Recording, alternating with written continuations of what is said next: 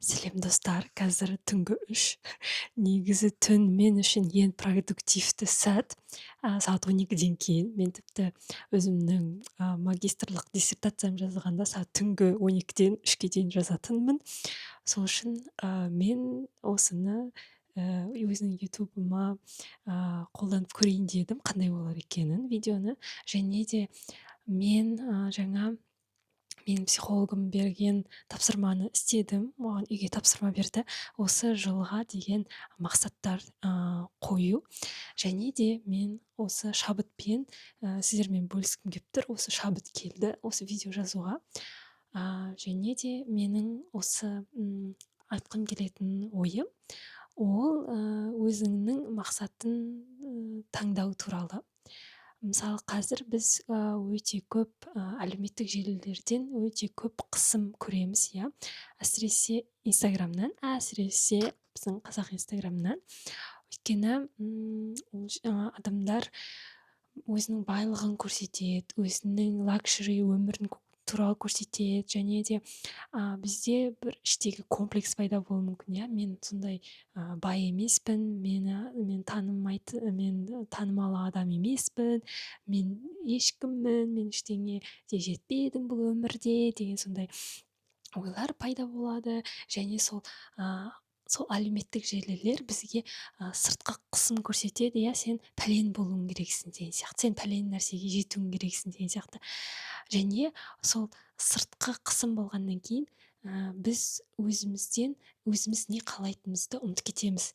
Біз өзіміздің шынайы даусымызды ести алмай қаламыз. Өйткені біз басқалардың айтқанына ерігіп жүріп, басқалардың өміріне қарап, осындай дұрыс шығар, мен де осындай болуым керек шығар деп өзімізді ұмыта бастаймыз.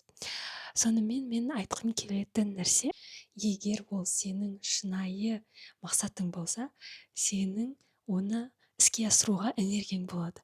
Сен өзіңнің көтіңді көтеріп, кешіріңіздер, соны істеп бастайсың, әрекет істеп бастайсың. Мысал ретінде келтірейін өзімді. Мен магистратурада жасанды интеллект программасын оқыдым. Мен жасанды интеллекттің ішкі несін білемін, қалай жұмыс жасайтынын. Жаңа мен бір видеоны көрдім, сондай бір коучтардан деген. Ол айтады, онлайн қалай бизнес ашуға болады. Мысалы, жасанды интеллект агентін жасасаң болады кәсіпкерлерге. Ол сен оған $500 аласың дейді. Немесе сен телеграм бот жасасаң болады. Жағынан логикалық түрден мен сондай істей аламын, иә. Менің білімім, қабілетім соған жетуі мүмкін, егер мен оны үйренсем. Ақша істеудің бір тәсілі. Бірақ мен оны істегім келмейді. Өйткені менде оған энергия жоқ. Ол менің мақсатым емес. Егер мысалы сенің адамның өзінің шынайы мақсаты болса, оны іске асыру үшін адамның энергиясы болады. Мысалы, мен сағат қазір 3-те видео жасап отырмын, иә, ютубқа. Маған табиғат соған энергия береді. Өйткені маған ол зат ұнайды. Сөйтіп біз мысалы басқа сырттағы адамдарды тыңдап, сондай бір коучтарды тыңдап, негізі ол коуч емес, кейін коучинг деген негізі ондай нәрсе емес, шынайы коучинг. Сондай адамдарды тыңдап, біз өзіміздің даусымызды жоғалтып кетеміз. Тағы бір мысал келтірейін. Жақында мен өзім ойымдағыдай сөмкені интернеттен іздеп үш жерден таба алмадым. Сол кезде маған андай бизнес идея келді.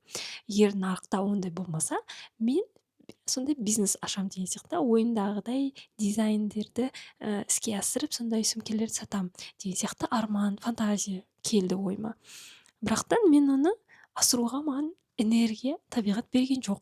Мысалы, ол үшін Қытайға бару керек, тігіншілер табу керек, материал іздеу керек, оны дизайн салу керек, тігу керек, реализация қылу керек. Соны бәрімен айналысуға энергия жоқ. Шабыт жоқ. Бірақ арманда, фантазияда бар, сондай күшті болады неді дейді. Осындай бизнес идея келді маған. Әзірше жоқ, мүмкін келешекте сондай бір энергия пайда болатын шығар, кім біледі. Бірақ қазіргі сәтте жағдай сондай. Бұл монтаж жасап отқан Зәуре, және мен осы жерде бір өте маңызды нәрсені айтқым келеді. Біз бұл жерде бір нәрсені ажыратуымыз керек. Кейде мақсатқа энергияның жоқтығы ол менің мақсатым емес деген белгіні білдірмейді. Кейде энергия бар болады, бірақ ол қорқыныш, ұят немесе шектеуші сенімдермен бұғатталуы мүмкін. Мысалы, мен әлі дайын емеспін, менен де басқа біреу жақсырақ істейді, мен мінсіз емеспін, мен қолымнан келмейді деген иә сенімдер болуы мүмкін. Және бұл жерде бұл сенің мақсатың емес дегенді білдірмейді, бірақ бұндай ойлар, қорқыныштар, үрей ол әшейін іште қарсылық, іште конфликт немесе иә саботаж. Ал шын мәнінде де өзіңе тиесілі мақсат болмаса, онда ой пайда болуы мүмкін, мен мынандай істесем қандай болар екен деп. Бірақтан іште ешқандай бір импульс болмайды оны тұрып және іске асыруға. Және де бұл тәсілді тек қана өмірлік үлкен мақсаттарға емес, күнделікті мақсаттарға, тапсырмаларға қолдануға болады. Мысалы, мен бүгін тұрған кезде азанда мен коньки теуіп мұз айдынына барғым келді. Барғым келу бір нәрсе, бірақтан табиғат маған бүгін ол іске энергия берген жоқ. Мен үйде қалдым. Және мен мысалы ютубқа видео салдым. Ол да біраз уақыт маған менде кетті. Табиғат маған сол іске энергия берді мысалы. Ол менің әлсіздігім немесе жалқаулығым туралы емес, ол мысалы мен жаңағы коньки тебуге бара алмағаным, иә. Мен оны басқа күн істеймін. Табиғат басқа бір күні маған көбірек энергия береді. Сол кезде мен оны істеймін.